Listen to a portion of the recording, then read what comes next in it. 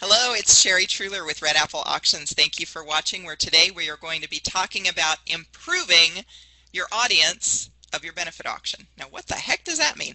Work with me here for a second. Let's assume that you've got great items, you're happy with your volunteers, you've got a lot of volunteers helping out, you've got a great event. You just know, though, that you'd make more money if you just had more bodies in the room. Or maybe you might say, no, I'm happy with the number of people in the room, I just wish they had more money to spend.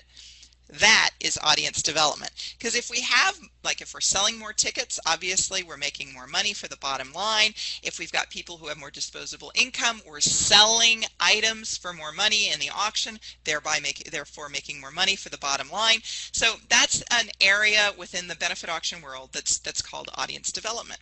Now, there are many ways to develop your audience. One of them is to have an honoree as part of your program. You honor someone for the good works that they've done that's related to what you're trying to do in the community.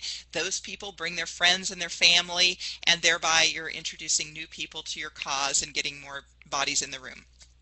And if you choose wisely, there are people who have more disposable income than the average person, so thereby helping you make more money. So I wanted to share just 3 places today that you could turn to identify a potential honoree for your cause. And I want to share with you a story from one of my clients who found an honoree in one of these methods. And in the past, this particular group, which is a social services organization geared towards youth, they mentor youth, keep them in school and so forth.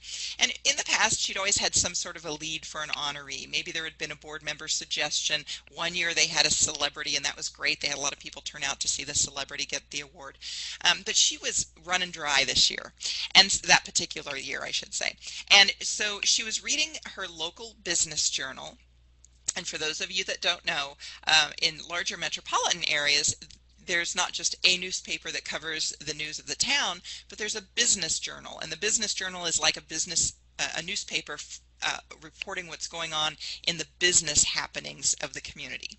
So she was reading the local business journal, and she saw that the new community bank, or the community bank rather, had a new president, and that this president was being interviewed, and he said he believed in being involved in the community. And she's like, wait a second. We're part of the community. He needs to know about us. So she sent him a letter, a congratulatory remark, congratulations, said, hey, this is what we do. I'd love to talk to you more about this. Maybe if you're interested, even honor you. Well, lo and behold, they struck up a conversation, and he said, I'm okay being honored, and, I'm new to the community, so in some respects this is helping him too. He said, but I don't want to just be one of these guys who gets the award and doesn't do anything. I want to get my hands dirty. So what they did is, as part of this plan, the nonprofit normally would have workshops, camps, we'll say, weekend camps for the kids. The bank sponsored one of those. He invited his employees to participate. So now everybody got to be involved with the mentoring program. Some of those employees signed up to be long-term mentors with the program.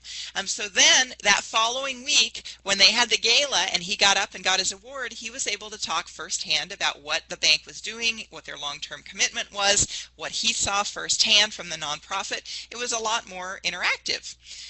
My point in sharing this, though, is that it was a cold lead through the business journal of her metropolitan area. So though that can be one place for you to keep abreast of the news, the happenings of what's going on in the business world, because chances are your honoree will probably come from that sector. It's a good sector to tackle anyway. Another place where you can find these people is get involved with your local chamber of commerce. Now, if you're again in a large area, they may have a separate nonprofit chamber of commerce. I'd encourage you to stay just as involved and know what's going on in the regular business chamber of commerce, not just the nonprofit one. For instance, last month I spoke at the Greater Fort Lauderdale Chamber of Commerce nonprofit breakfast. They've got a specific group for the nonprofits. But you don't want to just circulate with amongst your own people. You want to get over into the business world too. So even though you might be attending those breakfasts there, make sure that you're going out and interacting with other people in the community too to find out what's going on in the business side of the house, not just the nonprofit.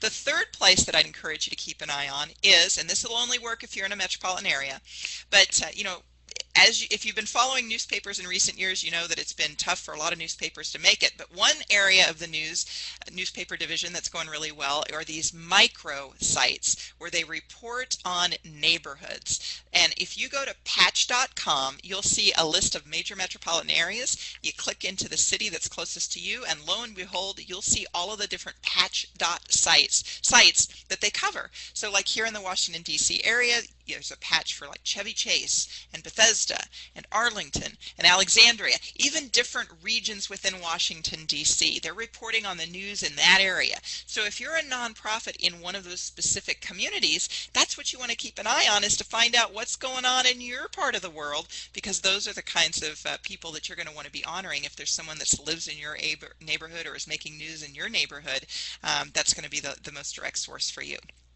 3 sources: business journals, Chamber of Commerce's, and patch sites or micro news sites. Now, if you want other additional information on benefit auctions and how to improve yours, head over to redappleauctions.com. I even have a free gift for you over there. It is my auction item guide.